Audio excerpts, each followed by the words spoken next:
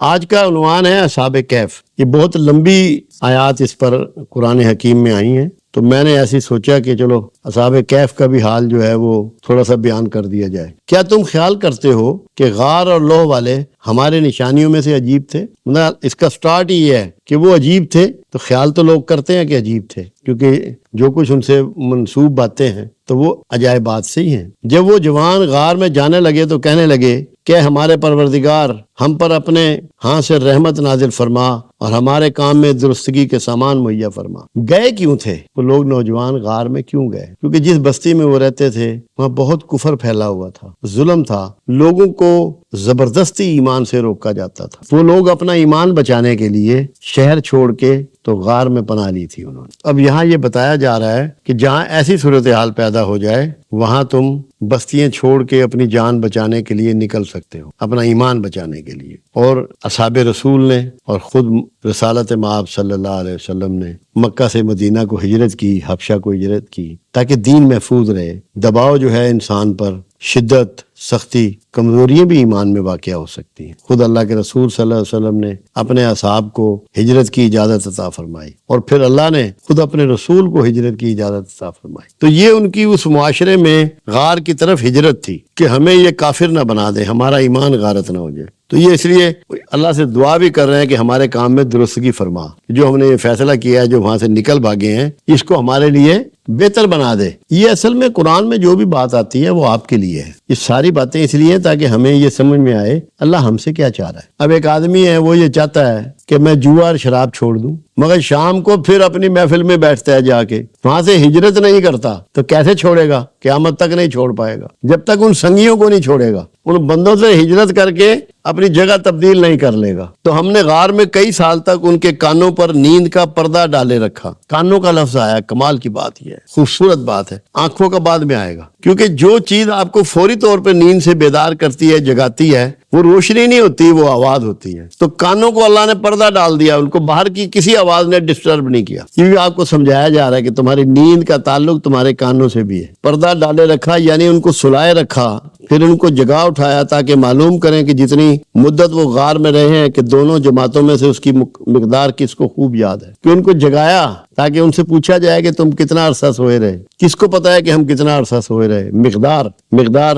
قدر کہتے ہیں اندازے کو، کہ اس کا اندازہ کر سکیں کہ یہ کتنا سوئے رہے۔ مقدار ہم ان کے حالات تم سے صحیح بیان کرتے ہیں۔ اب اللہ کہہ رہا ہے کہ صحیح بیان کرتے ہیں، کہ اس میں تم کسی شک میں نہ پڑ جانا، کیونکہ بہت سے مفروضے ان کے بارے میں تھے، وہ بھی آگے آئے گا۔ وہ کئی جوان تھے جو اپنے پروردگار پر ایمان لائے تھے، اور ہم نے ان کو اور زیادہ ہدایت دی تھی اور ان کے دلوں کو اور زیادہ مضبوط کر دیا تھا۔ اگر ان کے دل مضبوط نہ ہوتے تو وہ یہ تنہائی اختیار نہ کرتے، بھوک برداشت نہ کرتے، اپنا گھر بار چھوڑ کر، معاشرہ چھوڑ کر، بہن بھائیوں کو، رشتہ داروں کو چھوڑ کے نہ آتے۔ اس کے لیے بڑی مضبوطی چاہیے، اتنے بڑے پروگرام کے لیے، یہ ارادہ کرنے کے لیے۔ جب وہ اٹھ کھڑے ہوئے تو کہنے لگے کہ ہمارا پروردگار آسمانوں اور زمین کا مالک ہے، اس کے سوا کسی کو معبود سمجھ کر نہ پکاریں گے۔ تو اس وقت اگر ایسا کیا تو ہم نے بعید عقل بات کی۔ وہی بات ہے کہ پکارنا صرف رب العزت کو ہے اور کسی کو نہیں پکارنا۔ جو کسی اور کو پکارے گا تو اس نے بے عقلی کی بات کی، بعید عقل، جو عقل سے خارج ہے، عقل سے دور ہے۔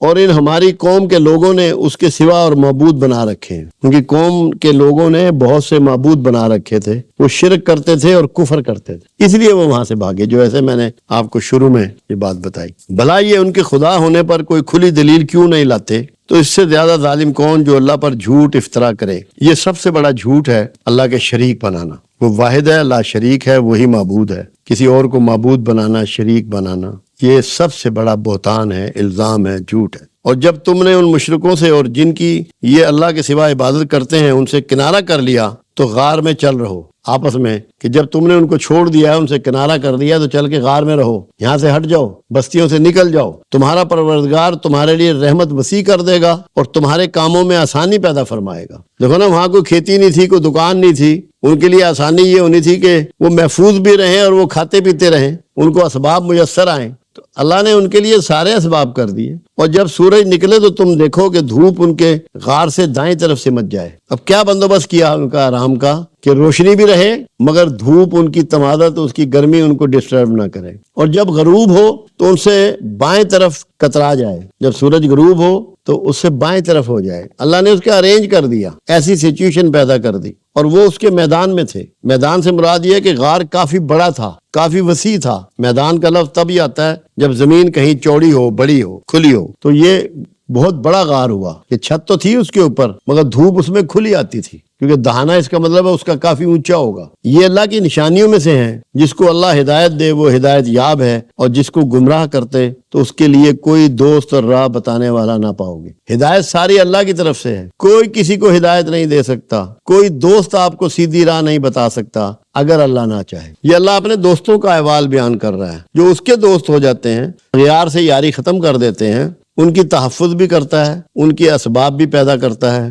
ان کی عزت کا بھی خیال رکھتا ہے، ان کی زندگیوں کا بھی خیال رکھتا ہے، دوستی نبھاتا ہے رب العزت۔ یہ بتایا جا رہا ہے کہ اللہ دوستی نبھا رہا ہے، کہ اس کے دوست ہیں، اور تم ان کو خیال کرو کہ جاگ رہے ہیں حالانکہ وہ سوتے ہیں، اور ہم ان کو دائیں اور بائیں کروٹ دلواتے تھے۔ اب آپ دیکھیں کہ جو انہوں نے کھانا کھایا، جو ان کے جسم میں خون تھا، ان کو اللہ نے نیند طاری کر دی، 300 سال کی نیند طاری کر دی۔ ان کے لیے نہ وہ اٹھیں گے، نہ رفع حاجت ہوگی، نہ کھائیں پیئیں گے، جو چاہے وہ کرے۔ یہ اس میں ایک بات اور بھی سمجھائی جا رہی ہے کہ جب ان لوگوں پہ موت طاری نہیں ہوئی اور یہ کھیل ان کے ساتھ ہو رہا ہے، یہ اعزاز ان کو مل رہا ہے، تو شہیدوں کی بات بھی آپ کو سمجھائی جا رہی ہے کہ اللہ کہتا ہے کہ جو میری راہ میں مارے جائیں انہیں مردہ نہ کہو، وہ شہید ہیں، انہیں ان کا رزق پہنچتا ہے۔ ان کا رزق بھی انہیں پہنچ رہا ہے جو 300 سال یہ زندہ رہے، تاکہ آپ کو یہ پتا ہو کہ شہیدوں کو بھی رزق پہنچتا ہے۔ اور شہید کون ہے؟ جو اللہ کی گواہی دے۔ انہوں نے ہجرت کر کے اللہ کی گواہی دی، معاشرے سے نکل کے اللہ کی حقانیت کی گواہی دی، اس کے معبود برحق ہونے کی گواہی دی۔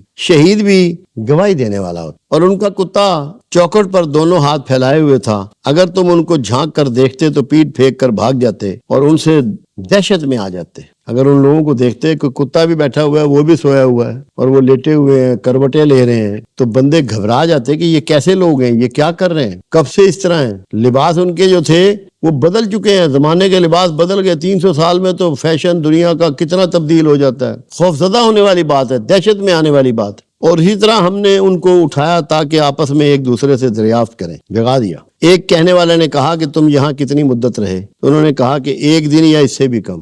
جب قیامت میں آپ سب اٹھیں گے تو سب یہی کہیں گے کہ ہم 1 دن دنیا میں رہے ہیں، بلکہ اس سے بھی کم، کیونکہ جو اللہ کا 1 دن ہے وہ 1000 سال کا ہے۔ اگر آپ 1000 سال کی بھی عمر پائیں گے تب بھی آپ 1 دن ہی کہیں گے، تو بندوں کی عمر تو 100 سال ہے، 110 سال ہو جائے گی۔ آپ سب نے یہی کہنا ہے کہ ہم 1 دن رہے ہیں، اب ہم جاگے ہیں، 1 دن ہم سوئے رہے ہیں۔ آپ کو دنیا کا کچھ بھی یاد نہیں ہوگا، کیونکہ جب پوچھا جائے گا اور سمجھ لوٹائی جائے گی تو تب پتہ لگے گا کہ میں کیا کیا تیر مارتا رہا ہوں، کیسے وقت گزارتا رہا، کیا کیا حرکتیں کرتا رہا۔ کہیں گے 1 دن یا اس سے بھی کم۔ انہوں نے کہا کہ جتنی مدت بھی تم رہے ہو تمہارا پروردگار اس کو خوب جانتا ہے، یہ اللہ بھید جانتا ہے کہ تم کتنا عرصہ رہے ہو، تم نہیں جانتے۔ تو اپنے میں سے کسی کو یہ روپیہ دے کر شہر بھیجو کہ وہ دیکھے کہ نفیس کھانا کون سا ہے، تو اس میں سے کھانا لے آئے اور آہستہ آہستہ جائے اور تمہارا حال کسی کو نہ بتلائے۔ کیوں بھیجا جا رہا ہے کرنسی دے کے؟ تاکہ یہ پتہ لگے کہ کتنی اولڈ کرنسی ہے، زمانہ کتنا بیت گیا ہے، زمانے کے حالات کتنے تبدیل ہو چکے ہیں، حکومتیں کتنی تبدیل ہو چکی ہیں، لوگوں کے رویے کتنے بدل چکے ہیں،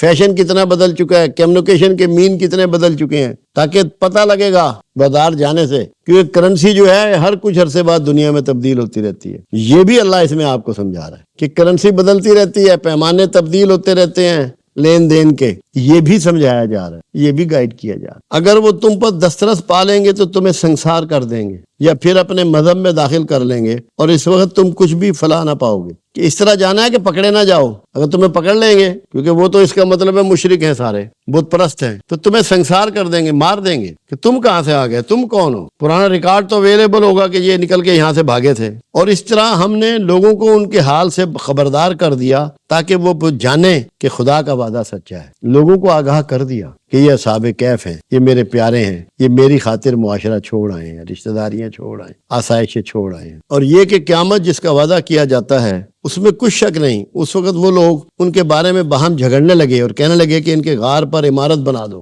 ان کا پروردگار ان کے حال سے خوب واقف ہے۔ اور جو لوگ ان کے معاملے میں غلبہ رکھتے تھے وہ کہنے لگے کہ ہم ان کے غار پر مسجد بنائیں گے۔ دو گروہ وہاں پیدا ہو گئے۔ اس کا مطلب ہے کہ کچھ لوگ اسلام پہ ایمان لا چکے تھے، کچھ لوگ عمارت بنانے کی بات کر رہے تھے، اور کچھ لوگ اس پر مسجد بنانے کی بات کر رہے تھے۔ وہ یہ سمجھتے تھے یہ اللہ والے ہیں، یہ اللہ کے ولی ہیں، اور یہی رواج آج تک چلا آ رہا ہے۔ جہاں اللہ کے ولی ہوتے ہیں وہ مسجد ہوتی ہے، جو ولی گزر گئے ہیں ان کے قبروں کے پاس بھی مسجد ہے۔ یہ نشانی ہے اس بات کی جب کسی ایسی جگہ پہ مسجدیں تعمیر کر دی جائیں کہ یہ بندے یقیناً اللہ والے ہیں، اللہ لوگوں کو ایسی ہدایت دیتا ہے کہ وہ وہاں مسجدیں تعمیر کر دیتے۔ یہ علامت ہوتی ہے اللہ کے دوستوں کی، اور غلبہ انہی کا تھا کہ جنہوں نے وہاں مسجد بنا دی، اور جو وہاں عمارت بنانا چاہتے تھے وہ مغلوب ہو گئے۔ اب دیکھو نا، ایک اور بات آگے آ رہی ہے، بڑی کمال کی باتیں ہیں، بڑی حکمت کی باتیں ہیں۔ بعض لوگ اٹکل پچو سے کہیں گے کہ وہ تین تھے اور چوتھا ان کا کتا تھا، وہ تین تھے اور چوتھا ان کا کتا تھا، اور بعض کہیں گے کہ وہ پانچ تھے اور چھٹا ان کا کتا تھا، اور بعض کہیں گے کہ وہ سات تھے اور آٹھواں ان کا کتا تھا۔ کہہ دو کہ میرا پروردگار ہی ان کی تعداد سے خوب واقف۔ آپ کو یہ بتایا جا رہا ہے کہ کسی بھی ایشو پر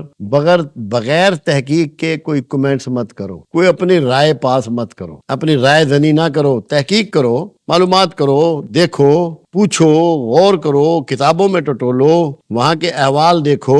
ایسے اڑکل پچو مت لگاؤ۔ اٹکل پچو کہا ہے قرآن نے اس لفظ کو۔ کہہ دو کہ میرا پروردگار ہی ان کی تعداد سے خوب واقف ہے۔ ان کو جانتے بھی ہیں تو تھوڑے ہی لوگ جانتے ہیں، تم ان کے معاملوں میں گفتگو نہ کرنا، گفتگو سے روکا کہ تمہیں اللہ کے بھید نہیں پتا، کوئی گستاخی نہ کر بیٹھو، کوئی غلطی نہ کر بیٹھو، کوئی کوتاہی کے ارتکاب نہ کر بیٹھو، مگر سرسری سی گفتگو، اور ان کے بارے میں ان میں سے کسی سے کوئی دریافت نہ کرنا، کسی سے کچھ نہیں پوچھنا ان کے بارے میں، کیونکہ یہ اللہ کے کوڈ ہیں، بھید ہیں۔ اللہ نہیں چاہتا کہ اس کے بھیدوں سے پردہ اٹھایا جائے جب تک کہ وہ اجازت نہ دے، اور کسی کام کی نسبت نہ کہنا کہ میں اسے کل کر دوں گا مگر انشاءاللہ کہہ کر۔ یہ ٹیچ کیا جا رہا ہے ساتھ ہی کہ تم جو کہتے ہو میں کل یہ کام کروں گا، جبکہ تمہیں نہیں معلوم کہ تم کل ہوگے یا نہیں ہوگے، جس کا کام ہے وہ ہوگا کہ نہیں ہوگا، یہ شہر ہوگا کہ نہیں ہوگا، یہ ملک ہوگا کہ نہیں ہوگا۔ ایک لمحوں میں اللہ ملیا میٹ کر سکتا ہے سب کچھ۔ اس لیے جب کہنا ہے یہ کہنا ہے کہ انشاءاللہ، اور اگر چاہو تو کر دوں گا، اللہ چاہے تو کر دوں گا۔ اور اللہ کا نام لینا بھول جاؤ تو یاد آنے پر لے لو، یاد آنے پہ دوبارہ انشاءاللہ کہہ لو۔ پہلے اگر بھول گئے ہو اور نہیں کہہ پائے تو یاد آنے پہ اس کا نام لے لو، اور کہہ دو کہ میرا پروردگار مجھے اس سے بھی زیادہ ہدایت کی باتیں بتائے۔ اور اصحاب کہف اپنے غار میں 309 سال رہے، 309 سال۔ اس میں لفظ جو آتا ہے وہ آتا ہے 300 اوپر 9، تو 309 سال بنے۔ کتنا عرصہ ہے، کتنی نسلیں گزر گئیں؟ 25 سال کی ایک نسل ہوتی ہے، 13 نسلیں گزر گئیں، 13۔ کتنا عرصہ رہے، نہ ان کی جسم گلے نہ سڑے، نہ کسی جانور نے انہیں کھایا۔ غاروں میں تو ہر چیز ہوتی ہے۔ وہ یہ بتانا چاہ رہا ہے، کہہ دو کہ جتنی مدت وہ رہے اسے اللہ ہی خوب جانتا ہے، اسی کو آسمان اور زمین کی پوشیدہ باتیں معلوم ہیں۔ وہ کیا خوب دیکھنے والا اور کیا خوب سننے والا ہے، اس کے سوا ان کا کوئی کارساز نہیں، اور نہ وہ اپنے حکم میں کسی کو شریک کرتا ہے۔ آیت نمبر 9 سے 26 تک یہ ان کا احوال ہے۔ اصل میں یہ سب تمثیلی انداز ہے اللہ کا، یہ مثالیں ہیں۔ یہ بتایا جا رہا ہے کہ میرے جو مخلصین بندے ہیں، میرے جو خاص بندے ہیں، جن کو اپنے پاس سے علم عطا فرماتا ہوں، علم لدنی دیتا ہوں، ان کے کمالات اور خوبیاں کیا ہوتی ہیں، ان کے ملنے کا مقام کیا ہوتا ہے، زندگی میں ان کا رویہ کیا ہوتا ہے۔ اصحاب کہف بڑی خاص سورہ ہے۔ اب اس میں بھی ایک پہلو ہے کہ کتے کو کیوں پٹ کر دیا بیچ میں؟ کتا تو نجس جانور ہے، اصحاب کہف کے ساتھ کتا بھی شامل ہے۔ یہ سارے جنتی ہیں تو وہ کتا بھی جنت میں جائے گا۔ تو بتایا جا رہا ہے کہ اگر کوئی نجس بھی میرے خاص بندے، میرے دوست، میرے ولیوں کی وفاداری کرے گا تو اسے بھی بخش دوں گا۔ موسیٰ علیہ السلام سمندر کے ساتھ ساتھ سفر فرما رہے ہیں، ہواری ساتھ ہے، اللہ کے کسی خاص بندے سے ملاقات کا اذن ہے، تو اپنے ہواری سے کہتے ہیں یا خادم سے کہتے ہیں یا مرید سے کہتے ہیں کہ میرا کھانا نکالو۔ تو بھنی ہوئی مچھلی ٹوکری میں تھی، انہوں نے کہا اللہ کے نبی مجھے یاد نہیں رہا۔ راستے میں ایک جگہ مچھلی ٹوکری میں سے کود کر سرنگ بناتی ہوئی سمندر میں چلی گئی، سرنگ بناتی ہوئی سمندر میں چلی گئی۔ اس نے کہا وہی جگہ تھی جہاں اس اللہ کے خاص بندے نے ہمیں ملنا تھا، اس کی ملاقات وہیں تھی۔ آؤ پلٹیں، قرآن کے مطابق اپنے پیروں کے نشان پر وہاں تک آئے جہاں وہ راستہ بناتی ہوئی، ایسے راستہ نظر آ رہا تھا، بناتی ہوئی سمندر میں چلی گئی۔ بھنی ہوئی مچھلی جو ان کے کھانے کے لیے انہوں نے اس میں تل کے رکھی تھی، کچی مچھلی نہیں کھانی تھی انہوں نے۔ اب خاص بندہ ملنے کی جگہ کون سی ہوئی؟ اب یہ کوڈ میں قرآن سمجھا رہا ہے، جو اللہ کا خاص بندہ ہے، جو انعام یافتہ بندہ ہے، جو اللہ کا مخلص بندہ ہے اس کے ملنے کی جگہ کہاں ہوئی؟ جہاں خر کے عادت ہو رہا ہے، خر کے عادت ہو رہا ہے، ایسا عجوبہ ہو رہا ہے جو روٹین میں نہیں ہو سکتا کہ بھنی ہوئی مچھلی راستہ بناتی ہوئی سمندر میں چلی جائے، روٹین کا نہیں ہو رہا، عام بات نہیں ہے، غیر معمولی بات ہے، مافوق الفطرت بات ہے۔ تو کہاں ملے گا وہ خاص بندہ؟ آج بھی جہاں روٹین نہیں ہے، خر کے عادت ہو رہا ہے، ایسا عمل ہو رہا ہے جو آپ دیکھتے ہیں، آپ کہتے ہیں یار یہ کیسے ممکن ہے، یہ کیسے ہو رہا ہے؟ جہاں آپ چونک جائیں، آپ سمجھیں یار یہ تو کوئی معجزاتی کام ہے، یہ تو غیر معمولی کام ہے۔ وہ جو غیر معمولی کام جہاں ہو رہا ہے آج بھی وہیں ملے گا درویش، وہیں ملے گا اللہ والا، وہیں ملے گا اللہ کا خاص بندہ۔ یہ بتا دی گئی جگہ آپ کو تاکہ آپ دھوکہ نہ کھائیں۔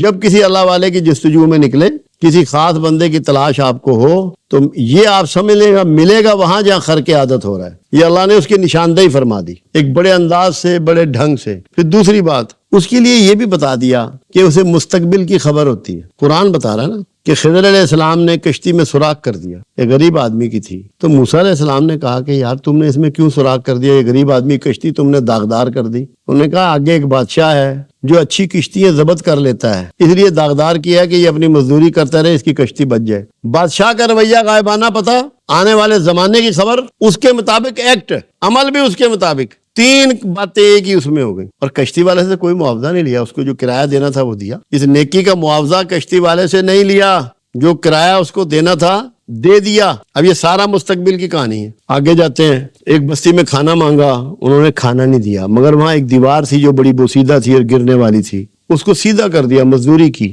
موسیٰ علیہ السلام نے کہا یار انہوں نے ہمیں کھانا بھی نہیں دیا اور تم ان کی دیوار سیدھی کر رہے ہو۔ انہوں نے کہا موسیٰ یہ دو غریب بچوں کی ملکیت ہے، اس کے نیچے ان کے باپ نے ان کے لیے جو پیسہ چھوڑا ہے وہ دفن ہے، اس کی حفاظت کے لیے یہ سیدھی کر رہا ہوں کہ جب یہ اپنی جوانی کو پہنچیں گے تو اپنے پیسے، اپنا سرمایہ نکال لیں گے۔ اس نے کہا تو انہی کی کیوں؟ نے کہا اس لیے کہ ان کا باپ نیکوں میں تھا، ان کا باپ نیکوں میں تھا۔ اب یہاں آپ کو بتایا جا رہا ہے کہ جن کا باپ نیکوں میں سے تھا اللہ اس کی اولاد کی حفاظت فرماتا ہے۔ اگر آپ اپنی اولاد کو محفوظ بنانا چاہتے ہیں تو نیکیاں شروع کر دیں۔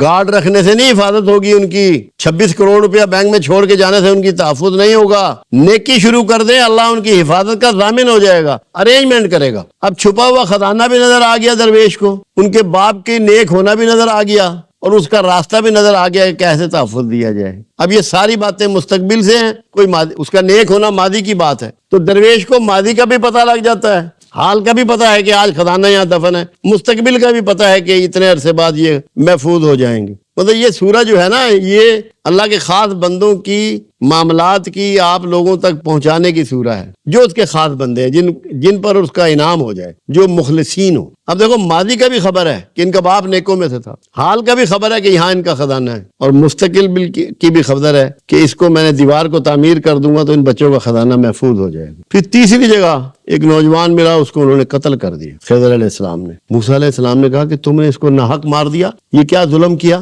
اس نے کہا موسیٰ اب تم سے صبر نہیں ہو سکا، اب میری تمہاری جدائی ہے۔ میں نے کہنے لگے انہوں نے اس لیے مارا ہے، اللہ کے حکم سے مارا ہے کہ اس کا باپ بہت نیک آدمی ہے، اس کی ماں بہت نیک ہے، خطرہ تھا کہ یہ بڑے ہو کے انہیں تذلیل کرے گا، اس کو مار دیا، اللہ ان کو اور بیٹا دے گا جو بڑا نیک ہوگا۔ ان کے ہونے والے بیٹے کا بھی پتہ ہے کہ بیٹا ہوگا، اور یہ بھی پتہ ہے کہ نیک ہوگا، یہ سارا احوال۔ مگر یہ ساری باتیں وابستہ کس سے ہیں؟ اللہ کی مہر سے، اللہ کے فضل سے، اللہ کے تعلق سے۔ اللہ اس کی آگاہی دے رہا ہے، اللہ اس کا بیان فرما رہا ہے، اور اللہ ہی مدد فرما رہا ہے۔ انہوں نے کہا میں نے اپنی مرضی سے کوئی کام نہیں کیا۔ اب یہ بات بھی بتائی جا رہی ہے کہ جو اللہ والے ہیں وہ اپنی مرضی کا اختیار نہیں رکھتے، امر الہی کے مطابق چلتے ہیں اور اللہ کے امر کے علاوہ کوئی کام نہیں کرتے۔ ایک بستی میں سیلاب آ گیا اور پانی بہت تیز چڑھا، کنارے پانی نے توڑنے شروع کر دیے گاؤں کے، مٹی کے۔ تو لوگ، ایک ولی اللہ تھے، ان کے پاس گئے کہ اللہ کے ولی ہمارے لیے دعا کرو کہ اللہ ہماری حفاظت فرمائے۔ تو انہوں نے کندھے پہ کئی رکھی یا بیلچہ رکھا، کہنے لگے چلو، اور جا کے کنارے کو مزید توڑنا شروع کر دیا۔ انہوں نے کہا اللہ والے کیا کرتا ہے؟